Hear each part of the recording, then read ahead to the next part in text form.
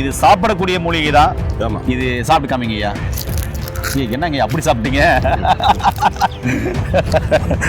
அருமையா சாப்பிடுறாரு. சூப்பர் சூப்பருங்கய்யா. இதை பச்சை வாயில சாப்பிடும்போது பல்லுக்குள்ள இருக்கிற பூச்செல்லாம் செத்துரும். ஏன்னா இதுக்குள்ள இருந்து ஒரு ரசாயனம் வெளிப்படும். போட்டுட்டு இப்படி இலையை எடுக்கிறீங்க. ஆமா. ஒரு 10-15 இலையை எடுத்து இப்படி பிக்கிறீங்க. ஆமா. அதுவும் நல்லா கொழுந்து இலையா இருக்கணும் இல்லையா? ஆமா. இப்படி கொழுந்து இலையா எடுத்து பிக்கிறீங்க. போட்டுட்டு இப்படி கிராம் மிளகு 50 கிராம் மிளகு தூள் அதை கூட சேர்த்து கலந்துடணும். கலந்துட்டு ரெண்டையும் வச்சுக்கிட்டு கேப்சூல்ல போட்டுக்கிட்டோ இல்ல ஒரு ஸ்பூன்ல அரை ஸ்பூன் அளவு போட்டு வெண்ணி குடிக்கலாம்.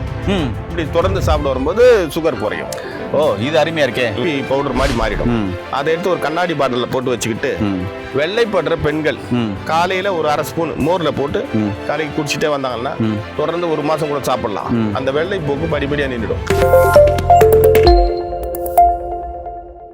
இயற்கையை மருந்து சேனலுடைய மேலும் பல பதிவுகளை தெரிந்து கொள்ள இந்த சேனலை சப்ஸ்கிரைப் செய்யவும், பெல் பட்டனை அழுத்தவும். மேலும் மருத்துவரின் ஆலோசனை பெற இந்த வீடியோவில் உள்ள எண்ணிற்கு தொடர்பு கொள்ளவும். இயற்கை மருந்து வணக்கம். 48 நாள்ல எதற்கும் அடங்காத சுகர். மருந்து மாத்திரைகள் எது போட்டாலும் சரி அடங்காத சுகர். ஹை சுகர் ஆயிடுச்சு, லோ சுகர் ஆயிடுச்சு, கவலைப்பட வேண்டாம். அற்புதமான மூலிகை வைத்தியம் சொல்ற 48 நாள் சாப்பிட்டா சரியாகன்றாரு. அது எப்படி சாத்தியம்? இது டைப் 1 இல்ல, டைப் 1 இருக்கிறவங்களுக்கு இல்ல, டைப் 2 இருக்கிறவங்க மட்டும். அது எப்படி சாத்தியம்? வாங்க இந்த வீடியோக்குள்ள போலாம். ஐயா வணக்கம் ஐயா. வணக்கம் சார். ஐயா, இந்த டைப் 2 இருக்கிறவங்களுக்கு, டைப் 1 இன்சுலின் போறவங்களுக்கு இல்ல, டைப் 2 இருக்கிறவங்களுக்கு, அதாவது மருந்து மாத்திரைகள் சூரணங்கள் கசாயங்கள் குடிக்கிறவங்களுக்கு நான் சொல்ற மூலிகையை 48 நாள் தொடர்ந்து காலையில சாயந்தரம், அதாவது காலையில சாயந்தரம் வெறும் வயித்துல ஒரு 50 ml குடிக்கலாம். இல்ல பிடிக்கிறதுனால 100 ml குடிச்சாலும் தவறு இல்லைன்னு சொன்னீங்க. அது என்ன மூலிகை? அது எப்படி செய்யணும்? அது எப்படி 48 நாள் சரியாகும்? ஆமா சார், இதான் புங்கை மரத்தினுடைய இலை. புங்கன் மரத்தினுடைய இலையா? மரத்தினுடைய இலை. நண்பர்களே, இதுதான் புங்கன் மரம். ஃபர்ஸ்ட் புங்கன் மரத்தை பாருங்க, அதுக்கப்புறம் அந்த புங்கன் காயெல்லாம் காமிக்கிறேன். இது பனை நொங்கு இருக்குல்ல, பனை மரத்துல இருந்து வர நொங்கு, அந்த நொங்கு மேல மூடி வைக்கிற சாதாரண புங்க இலை.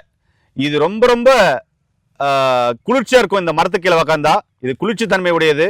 அதே மாதிரி இந்த மரத்து கீழே மே மாசம், அதாவது ஏப்ரல் மே அந்த டைம்ல பாத்தீங்கன்னாக்கா கட்டில் போட்டு தூங்குவாங்க, இல்லைன்னா ஒரு பாயை விரிச்சு தூங்குவாங்க, இல்லைன்னா சாதாரணமா தலைக்கு சுத்துற துண்டு இருக்கு இல்லையா, அதை விரிச்சு போட்டு தூங்குவாங்க.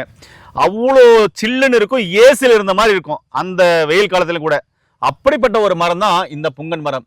இதனுடைய இலையும் சாப்பிடலாம், சாப்பிட்டு காமிக்க போறாரு. அதே மாதிரி இதுல காயில மிகப்பெரிய மருத்துவ குணம் இருக்கு. புங்கன் பல்பொடி பல்லுக்கு ரொம்ப ரொம்ப நல்லது. அது இல்லாம புதுமையான தகவல் என்னன்னா, சக்கரை நோய்க்கு அற்புதமா தீர்வு இருக்குன்றாரு. இதுதான் புங்கன் காய். என்னுடைய கையில இருக்கு பாருங்க, புங்கன் காய் அழகா இருக்கு. இதுதான் புங்கன் காய். அதாவது வட்ட வடிவிலையும் புங்கன் காய் இருக்கும், இது மாதிரி நீல வடிவிலையும் புங்கன் காய் இருக்கும். இந்த புங்கன் இலையே அவர் ஐயா என்ன சொல்றாருன்னா, பச்சை இலையை எடுத்து கசாயம் போட்டு குடிச்சாதான் வேலை செய்யும்னு சொல்றாரு. இதுக்கு கேப்சூல் வடிவில் எதாவது இருக்கான்னு அப்படின்னு அதையும் சொல்றாரு. ஆனா பச்சையா போட்டு குடிச்சா வேலை செய்யுதுனாரு. சொல்லுங்க ஐயா, இப்ப நீங்க சொல்லுங்க, இது எப்படி பயன்படுத்தணும்? ஒரு 10 முதல் 15 இலை எடுத்துக்கலாம். ஒரு 10 மிளகு.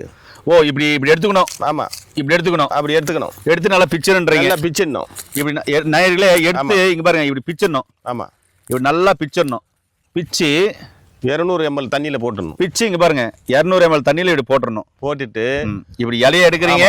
ஆமா, ஒரு 10-15 இலையை எடுத்து இப்படி பிக்கிறீங்க. ஆமா, அதுவும் நல்லா கொழுந்து இலையா இருக்கணும் இல்லையா? ஆமா, இப்படி கொழுந்து இலையா எடுத்து இப்படி பிக்கிறீங்க.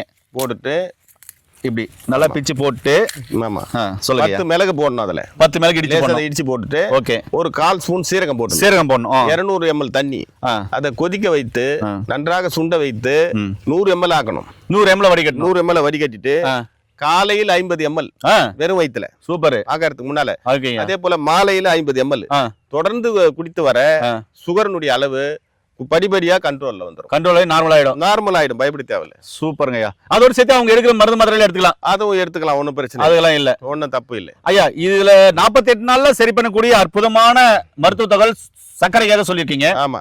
ஒரு சிலர் ஐயா நான் கேப்சூலா எடுத்துக்கலாம் அப்படின்னாக்கா அவங்க எப்படி எடுக்கலாம்? கேப்சூலா எடுத்துக்கணும் போது நல்லா ஒரு கிலோ அளவுக்கு நல்லா சுத்தமா வாஷ் பண்ணிட்டு எலிய வெயில் நல்லா காய வச்சு பவுடர் அரைச்சிக்கணும்.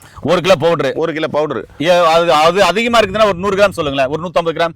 ஒரு 150 கிராம் பவுடர் அரைச்சிட்டீங்கன்னா நிழல்ல காய வைக்கணும். நிழல்ல காய வச்சு 150 கிராம் பவுடர். ஆமா, அரைச்சிக்கிட்டு ஒரு 50 கிராம் மிளகு 50 கிராம் மிளகு தூள் அத கூட சேர்த்து கலந்துடணும்.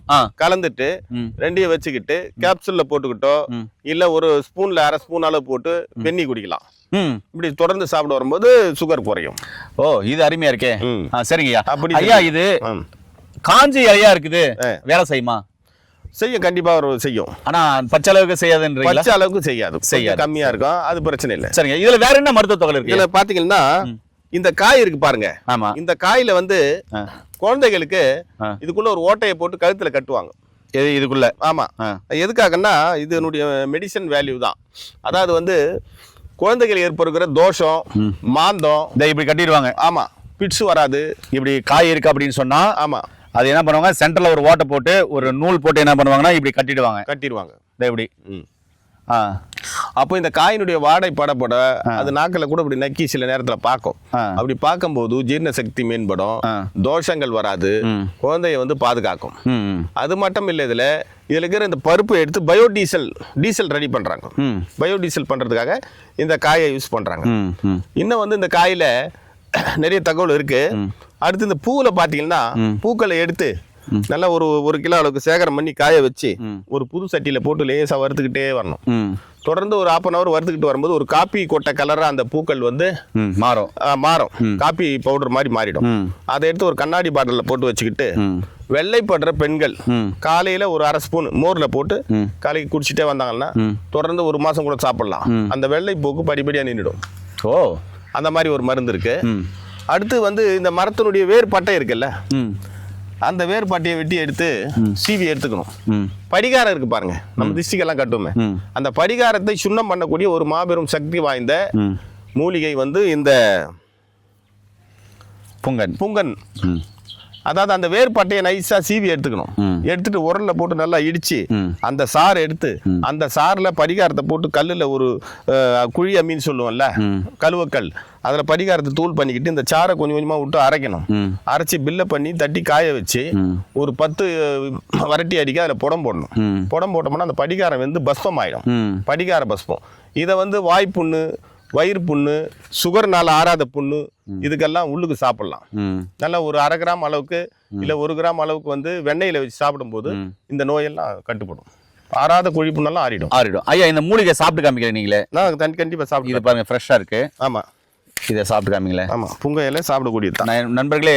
இது எப்படி புங்க இலை போயிட்டு கசாயம் வச்சு குடிக்கிறது, இது சாப்பிடக்கூடியதான்னு கேட்பீங்க. இது சாப்பிடக்கூடிய மூலிகை தான். ஆமா, இது சாப்பிட்டு காமிங்க ஐயா. என்னங்க அப்படி சாப்பிட்டீங்க? அருமையா சாப்பிடுறாரு. சூப்பருங்கய்யா. இத பச்சை வாயில சாப்பிடும் போது பல்லுக்குள்ள இருக்கிற பூச்செல்லாம் செத்துரும். ஏன்னா இதுக்குள்ள இருந்து ஒரு ரசாயனம் வெளிப்படும். அது வந்து ஒரு ஆசிட் மாதிரி வேகமா பாயும். அது பாயும் போது அந்த எண்ணெய்னு சொல்லுவோம்ல, பயோடீசல், அந்த டீசலுடைய சக்தி இதுல பண்ணும்போது பல் பூச்செல்லாம் போயிடும். இந்த விதையில பல்பொடியும் செய்வாங்க. ஆமா, புங்கன் பல்பொடி நல்லா போய் நிக்குது இல்லையா? நேயர்களுக்கு தெரியும் நினைக்கிறேன். புங்கன் பல்பொடி இதுல தான் செய்வோம். நிறைய புங்கல் பல்பொடி போகுது.